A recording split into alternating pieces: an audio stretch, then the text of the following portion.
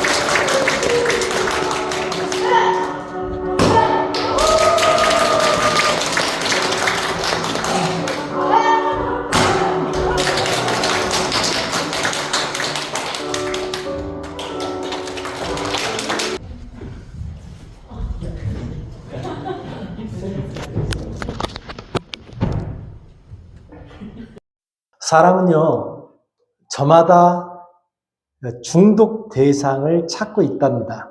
이 책에 나오는 글을 그대로 한번 읽어드리겠습니다. 고통에 대한 우리의 감각, 지각은 우리가 그 고통과 쾌락에 부여하는 의미에 큰 영향을 받는다. 헨리 놀스 비처는 제2차 세계대전 동안 북아프리카, 이탈리아, 프랑스 등지에서 군의관으로 복무했다. 그는 전쟁 중에 심각하게 다친 225명의 병사들을 관찰했다. 비처는 연구 대상을 엄격하게 제한했는데 대표적인 사례로 분류되는 심각한 5가지 중 1가지에 해당하는 인원만 조사했다. 광범위한 말초 연조직의 상처, 장골의 복합 골절, 두부 관통, 흉부 관통, 복부 관통. 그 사람들은 부상을 당했을 때 정신이 맑았고 조사 당시에도 놀라지 않았다. 비처의 발견은 놀라웠다. 심하게 다친 병사들 가운데 4분의 3이 부상 직후에 고통을 거의 또는 혹은 아예 느끼지 못했다고 말했다. 생명을 위협할 정도로 다쳤음에도 말이다. 비처는 그들의 신체적 고통이 피곤함, 불편함, 불안함, 공포감, 실제 사망 위험 등으로 가득 찬 극도로 위험한 환경에서 벗어났다는 안도감 때문에 누그러졌다고 결론을 내렸다. 그들의 고통이 안전한 병원으로 가는 티켓이었기 때문이다. 그러니까 실제로 전쟁터에서 사람이 견디기 힘든 고통을 주는 그런 상처를 받았는데 병원에 들어온 환자들이 그 고통을 그렇게 심각하게 받아들이지 않더라는 거예요. 왜 그러냐면 내가 이렇게 다쳤기 때문에 이제 더 이상 죽음이 눈앞에 있는 전쟁터에서 싸우지 않고 후방에 있는 안전한 병원으로 갈 수 있다라고 느꼈기 때문이랍니다. 근데 반면에 1995년에 출간된 영국 의학저널에 실린 29세의 건설 노동자의 사례는 이와는 정반대 이야기를 보여줍니다. 당시 그는 10cm 못을 그대로 위에서 밟아서 응급실로 갔는데 그 못은 가죽, 피부, 뼈를 뚫고 부츠 위로 튀어나와 있어 보였다. 못이 조금만 움직여도 고통스러워서 그는 펜타닐과 미다졸람을 투여받았다. 두 약물 모두 강력한 오피오이드이자 진정제이자. 하지만 못을 밑에서 뽑아내고 부츠를 벗겨보니 못이 발가락 사이를 절묘하게 피해갔다는 사실이 드러났다. 그의 발에는 아무런 상처가 없었다. 이 도파민 네이션이라고 하는 책에서 발췌한 이 발췌물을 보면 우리가 고통과 즐거움에 부여하는 의미가 우리의 감정과 행동에 굉장히 큰 영향을 미친다는 걸 알 수 있습니다. 한 꼬마가요, 야구 모자를 쓰고 야구공과 야구 방망이를 들고 혼자 운동장으로 걸어왔습니다. 그리고 자랑스러운 표정으로 이 꼬마가 이렇게 중얼거립니다. 난 세상에서 가장 뛰어난 야구 선수야. 그리고 볼을 공중으로 올린 다음에 힘껏 방망이를 휘둘렀습니다. 그런데 공을 맞추지 못했어요. 근데 이 한 번의 실패에 기죽지 않은 꼬마가 다시 한번 공중에 볼을 던져 올리면서 이렇게 외쳤습니다. 나는 이 세상에서 가장 위대한 선수야. 불행히도 또다시 공을 맞추지 못했습니다. 꼬마는 잠시 동작을 멈추고 서서는 볼과 방망이를 자세히 살폈습니다. 그리고 나서 다시 한번 볼을 공중에 올려 던지면서 이렇게 소리쳤습니다. 나는 야구 역사상 최고의 선수야. 그런데 꼬마가 방망이를 힘껏 휘둘렀지만 역시 또 빗나가고 말았습니다. 그러자 이 꼬마가 아주 감격스러운 목소리로 이렇게 말했습니다. 와, 나는 정말 대단한 투수야. 이제 못 알아들으신 거예요. 이러면 우리 분위기가 좀 이상해집니다. 다시 한번 할게요. 꼬마가 공을 딱 던졌습니다. 못 맞췄어요. 그러니까 꼬마가 감격스러운 소리를 내면서 이렇게 소리칩니다. 와, 나는 정말 대단한 투수야. 아, 이제 싸우자는 거죠, 지금. 좋은 날. 이 소년처럼 세상을 순진하게 살기에는 세상이 녹록지가 않습니다. 왜냐하면 우리가 살아가고 있는 세상은 계속해서 우리에게 경쟁을 요구하기 때문에 그렇습니다.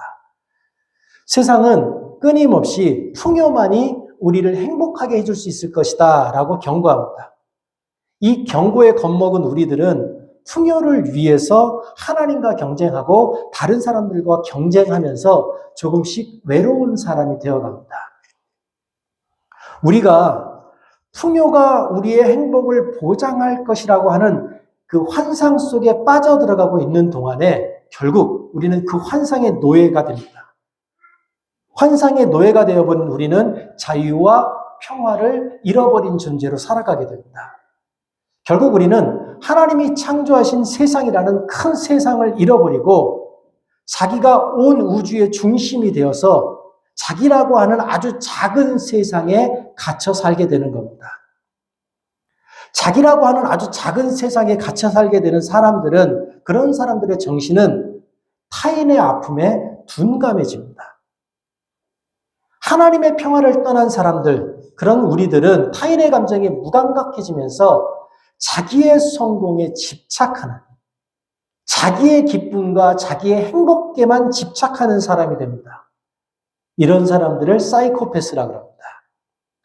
이 사이코패스라고 하는 게 뭐냐면 자기로 인해서 주변 사람들이 받는 고통에 무감각한 거예요. 그걸 인지하지 못하는 겁니다. 그런데 이 사이코패스보다도 더 무서운 사람들이 있어요. 이걸 우리는 소시오패스라고 그러죠. 이 소시오패스들은 어떤 사람들이냐면 자기가 그렇게 행동함으로 주변 사람들이 고통받는 걸 알아요. 내가 그렇게 행동하는 것 때문에 다른 사람들이 아프다는 걸 아는데 그러거나 말거나 그것으로 인해서 내가 얻는 이익이 있기 때문에 타인의 고통 자체를 무시하는 겁니다. 그렇다면 그리스도를 믿는 사람들, 하나님을 믿는 사람들은 이 소시오패스 또는 사이코패스 이런 종류의 사람들과 어떻게 다릅니까? 하나님을 믿고 그리스도를 따르는 사람들은 이런 사람들과 다른 특징이 딱 하나가 있습니다. 그게 공감 능력입니다. 다른 사람들의 아픔, 다른 사람들이 지금 힘들어하는 것을 느낄 줄 알고 그것을 위로할 줄 아는 능력에 관한 겁니다. 그리스도인의 특징은 병자를 고치거나 귀신을 쫓아내거나 방언이나 예언을 하는 것으로 통해서 드러나는 게 아닙니다. 그리스도인의 능력은 성경이 이렇게 말합니다. 우리에게 있어 대제사장은 우리의 연약함을 동정하지 못하실 리가 아니요 우리 모든 일에 우리와 똑같이 시험을 받으신 이로되 죄는 없으시니라. 그리스도의 능력은 어디서 나타나냐면 연약함을 동정하는 것에서 나타나는 겁니다. 히브리서 기자는 예수가 우리의 연약함을 동정하는 분이라고 말합니다. 왜요? 예수님이 우리와 함께 이 땅에 사셨기 때문입니다. 예수님은 육신을 입고 인간으로서 이 땅에 오셔서 사셨었기 때문에 사람이 살아가는 그 인생이 무엇인지를 알고 실제로 인간의 삶이 어떤 것인지를 알고 있다는 거예요. 그래서 예수님 주위로 인생의 아픔을 가진 사람들이 몰려들었던 겁니다. 예수님은 자기 주변에 몰려들었던 귀신 들린 자, 나병에 걸린 자, 간통을 저지른 자, 나라를 팔아먹은 자, 가난한 자, 소외된 자, 그러면서도 하나님을 사랑하는 자들 모두를 다 받아들이셨습니다. 예수님은 그들의 아픔을 해결해 주셨어요. 그런데 예수님이 해결해 주신 그 해결의 방법은 그들과 함께 그 고통을 나누는 것이었습니다. 우리가 오늘 이 자리에서 예배를 드릴 수 있는 것도 예수님의 사랑 때문입니다. 그런데 우리만 예수님의 사랑이 필요한 게 아닙니다. 오늘 삶의 자리에 임한 이해할 수 없는 고통으로 말미암아서 괴로워하는 사람이 오늘 본문에 나옵니다. 우리가 잘 알고 있는 욥입니다. 욥은 우리가 이해할 수도 없고 상상할 수도 없는 고통을 겪었습니다. 욥은 유사 이래로 가장 신실하게 하나님을 믿었던 사람 중에 한 명입니다. 그런데 그렇게 하나님을 신실하게 따르던 욥의 인생에 우리가 상상할 수 없는 고통이 일어났습니다. 처음에는 스밧 사람들이 와가지고 욥의 가축을 죽였습니다. 그 와중에 살아남은 가축들이 좀 있었는데 이제 하늘에서 불이 내려서 그 남은 가축들을 다 죽였습니다. 욥이 평생을 정직하게 살면서 모았던 모든 재산이 한순간에 사라졌습니다. 그런데 욥의 고통이 거기서 멈추지 않았습니다. 욥의 재산이 다 사라지고 난 바로 후에 다시 욥의 자녀들이 잔치를 벌이고 있는데 그 집이 무너지면서 욥의 모든 자식들이 한꺼번에 떼죽음을 당합니다. 재산이 날아간 것이야 어떻게 회복하면 된다고 치더라도 자식이 죽은 고통을 부모가 견딜 수 없는 겁니다. 근데 욥이 그렇게 처참한 고통을 겪었어요. 근데 놀라운 건 이 처참한 환경 속에서도 욥은 하나님을 향한 신앙의 끈을 놓지 않았다는 겁니다. 도무지 자기의 머리로는 이해할 수 없는, 용납할 수 없는 이 고통 중에도 욥은 하나님을 신뢰하고 있었습니다. 그런데 그 고통 중에도 욥이 하나님을 신뢰하고 있는데 그때 욥의 몸에 병이 생기기 시작합니다. 머리끝부터 발끝까지 악성 종양이 생겼어요. 얼마나 고통이 심했는지 욥이 기와로 자기 몸을 긁었다 그럽니다. 욥의 고통이 언제 끝날지 아무도 알 수 없었어요. 욥의 고통이 언제 끝난다라고 하나님이 네가 한 달만 견디면, 두 달만 견디면, 세 달만 견디면, 1년만 견디면, 2년만 견디면이라고 확실한 날짜를 하나님이 못 박아주시면 희망을 가지고 버틸 수 있어요. 그런데 이 고통이 언제 끝날지 모르는 거예요. 언제 끝날지 모르는 고통이라고 하는 건 우리를 절망시킵니다. 욥이 그랬습니다. 욥의 고통은 시간이 지날수록 커져갔어요. 이 고통이 끝날 기미는 보이지 않고 고통이 점점 심해져 가니까 욥이 드디어 의심하기 시작합니다. 자신의 삶을 의심하는 거예요. 내가 왜 태어났는지. 그래서 이렇게 말합니다. 사실 나에게는 아무 죄도 없지만 나는 그런 것에 관심이 없다. 나는 다만 내 생명을 천하게 여길 뿐이다. 하나님은 죄가 있건 없건 우리 모두를 멸망시킨다. 그런데 욥이 그 끝나지 않을 것 같은 고통 속에서 자신의 삶을 의심하자마자 주변으로 종교인들이 모여들기 시작합니다. 욥과 우정을 나누던 친구들이 심판자가 되어서 욥에게 다가오고 욥에게 비수를 휘두르기 시작합니다.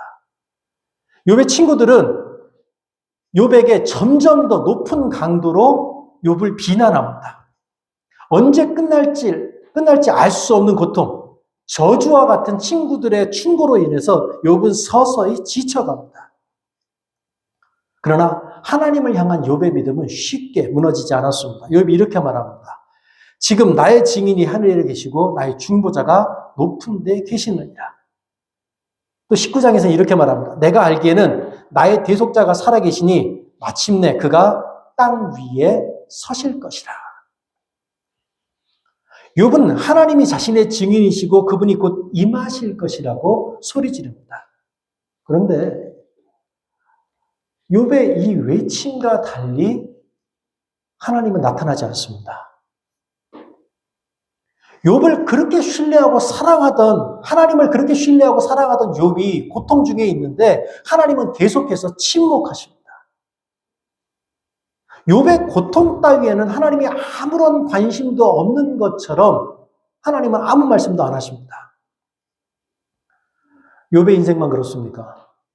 우리 인생에도 이런 날들이 있죠. 우리 지수가 얼마나 가슴이 아팠겠어요. 그 많은 날을 연습을 했는데 훅 하고 시간이 지나가 버렸어요. 제가 저 뒤에서 이렇게 기도하고 지수 음악 소리가 나오길 기다리는데 그 소리가 안 들리니까 제가 갑자기 막 무너져요. 근데 뛰어나온다고 내가 할 수 있는 게 없어. 그래서 모른 척하고 뒤에는 앉아있는데 근데 지수만 그렇게 아팠겠냐고요. 살다 보면 우리들도 도무지 이해할 수 없고 도무지 납득할 수 없고 도무지 용납할 수 없는 고통들이 우리 삶 가운데 있는 걸 알게 됩니다. 우리가 바르게 살고 열심히 살려고 노력하는데 자꾸 세상이 우리의 노력을 무시합니다. 세상은 착하게 사는 우리를, 열심히 사는 우리를, 정직하게 사는 우리를 바보처럼 취급합니다. 세상은 원칙을 지키며 살아가는 사람을 답답한 사람이라고 말합니다. 그때 그런 우리 마음에 원망이 들어옵니다. 그때 그런 우리 마음에 투덜거림이 들어옵니다. 그리고 우리 마음에 들어온 그 원망과 투덜거림은 우리와 타인 사이에 벽을 세웁니다. 그 벽으로 말미암아서 세상과 우리는 격리됩니다. 우리는 그 벽을 통해서 우리 스스로를 보호한다고 생각하지만 실제로 그 벽은 우리의 이웃을 먼 곳으로 쫓아버리는 역할을 하는 겁니다. 우리는 원망하고 투덜거리면서 외로운 삶을 살아갑니다. 우리는 부조리한 세상을 향해서 냉소와 조롱을 보내면서 세상과 멀어집니다. 사탄이 욥에게 고난을 주면서 바랬던 것이 그겁니다. 사탄은 욥이 세상을 욕하기를 바랬습니다. 사탄은 욥이 세상을 조롱하고 원망하며 살기를 바랬습니다. 인생에는 이처럼 반드시 시련과 위기가 있습니다. 우리 중 누구라도 그런 고통스러운 상황을 피하고 싶은 것이 사실입니다. 그런데 인생의 진실과 순수가 가장 잘 드러나는 때가 바로 그 고통의 순간입니다. 사람이 고난을 어떻게 받아들이냐에 따라 시련은 삶의 근접탑이 되기도 하고 자양분이 되기도 합니다. 시련과 위기를 견뎌내면 인간은 더욱 단단해지고 더욱더 풍성해지기 때문입니다. 작가 박수밀이라고 하는 분이 오래 흐르면 반드시 바다에 이른다라고 하는 책에서 이렇게 말합니다. 인생은 아무리 애써도 끝내 바라는 바를 얻지 못할 수도 있다. 바라는 바를 성취하느냐 성취하지 못하느냐는 각자에게 주어진 복이자 운명이다. 하늘의 뜻을 내가 어찌 알겠는가. 그러나 나무는 오래 자라면 반드시 바위 골짜기에 우뚝 서고 물은 오래 흐르면 반드시 바다에 이른다. 하나님의 사람은 세상을 조롱하는데, 세상을 원망하는데 시간을 낭비하지 않습니다. 왜냐하면 우리는 하나님의 아들이신 예수 그리스도가 십자가에 달려 죽었었던 그 사건을 기억하는 사람이기 때문입니다. 고통 속에서 하나님과 함께 산다고 하는 것은 우리 삶에 있는 그 고통의 의미를 깨달아간다는 겁니다. 우리 삶에 있는 그 고통의 의미를 깨달아가기 위해서 꼭 필요한 것이 바른 질문입니다. 세상은 고통이 닥치면 왜 하필 나한테 이런 고통이 닥치나? 그렇게 질문합니다. 그러나 그리스도인은 자신의 삶에 고통이 닥치면 도대체 하나님이 이 일을 통해서 나에게 원하시는 것이 무엇인가? 라고 질문합니다.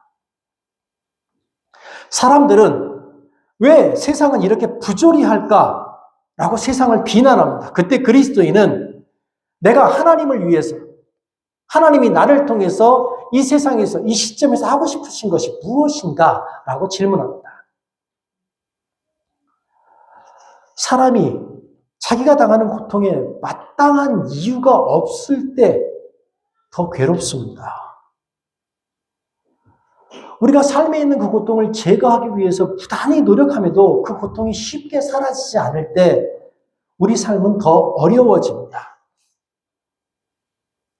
어떤 분이 자기 삶에 있는 그 고통스러운 환경들, 문제들을 해결하기 위해서 부단히 노력을 했답니다. 그죠? 참선을 하셨대요. 기도도 하고 여러 가지를 하다가 드디어 노력의 결과로 내 안에 있는 그 고통스러운 문제들을 저 깊은 수면 아래로 내려보내는 데 성공했답니다. 그러니까 내 삶에 있는 고통이 저 수면 아래 깊숙이 내려가니까 고통스러운 것들이 사라져가는 거죠. 그런데 잠시 후에 이렇게 보니까 그 저 수면 밑으로 들어갔던 그 고통들이 수영을 연습하고 있더랍니다. 그 자기가 아무리 노력을 해서 이 고통들을 밑으로 가라앉아도 수영을 연습한 그 고통들이 길을 쓰고 다시 위로 올라오더라는 거예요.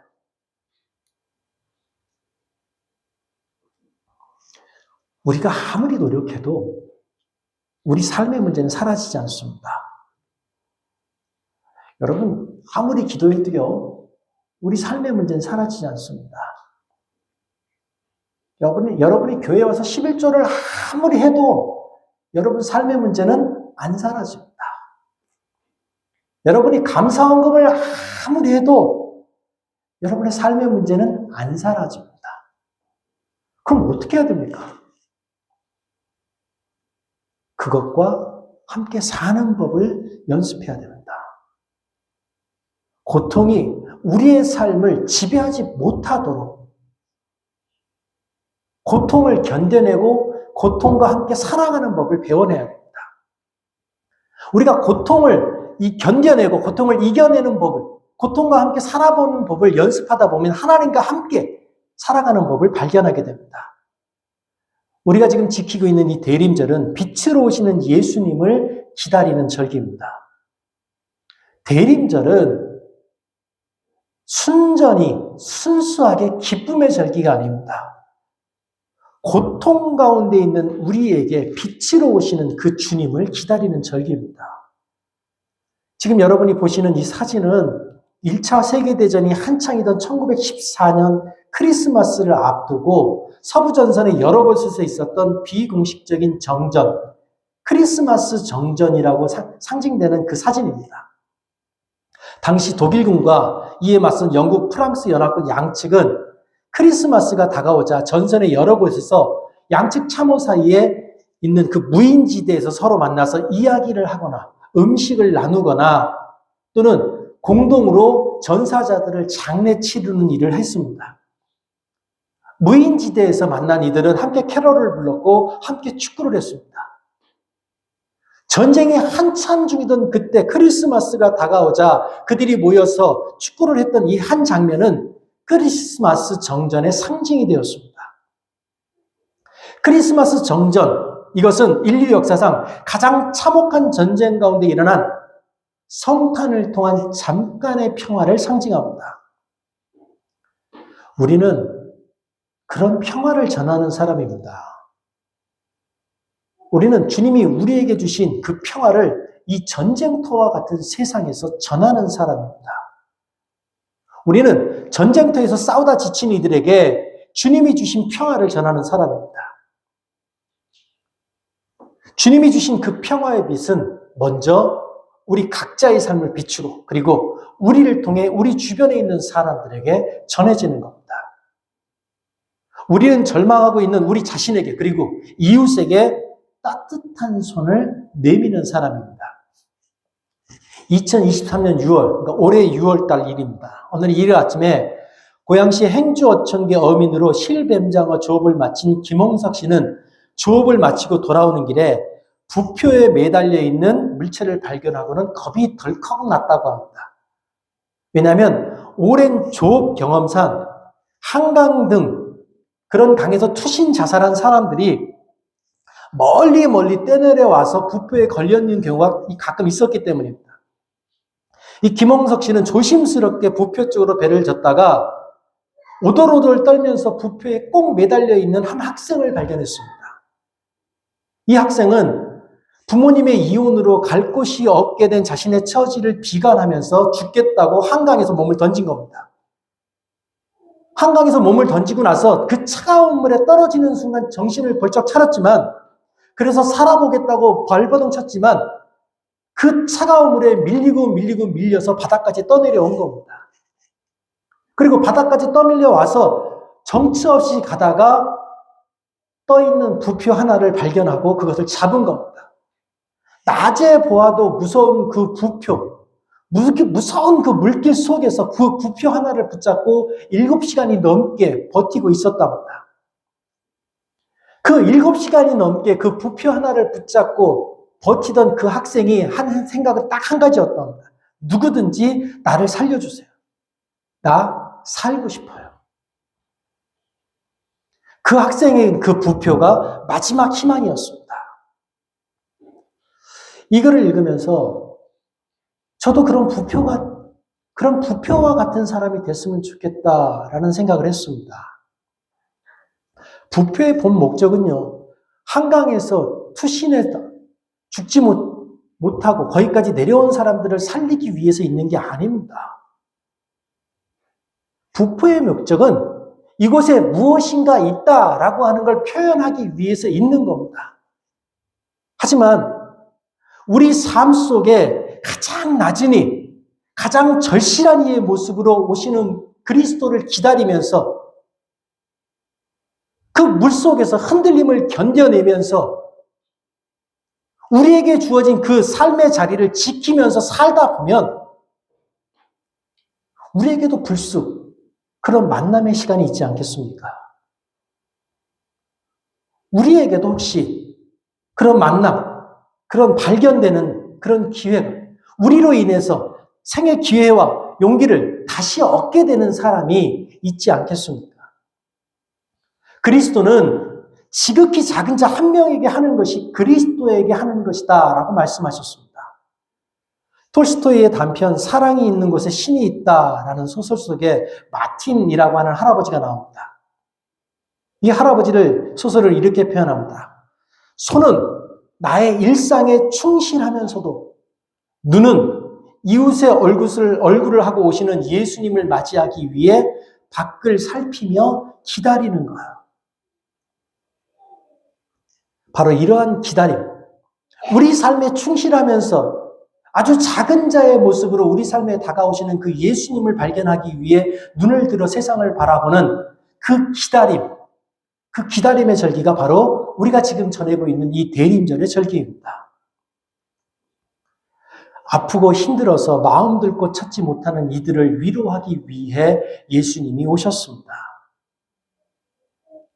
그 주님을 섬기는 우리는 고통 가운데 있는 이웃들을 위로하는 사람이 되어야 합니다.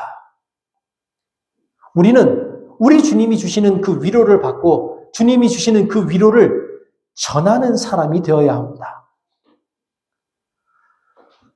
오시는 우리 주님의 은혜가 우리 가운데 임하시길 바랍니다. 우리 모두가 그 은혜 가운데 살면서 우리 각자의 삶의 모든 공고함을 이겨낼 수 있기를 바랍니다. 우리 주님의 은혜로 우리 각자의 삶의 공고함을 이겨낸 우리 한 사람 한 사람이 작은 불빛이 되어서 이 세상에 희망을 전할 수 있게 되기를 바랍니다. 기도하겠습니다.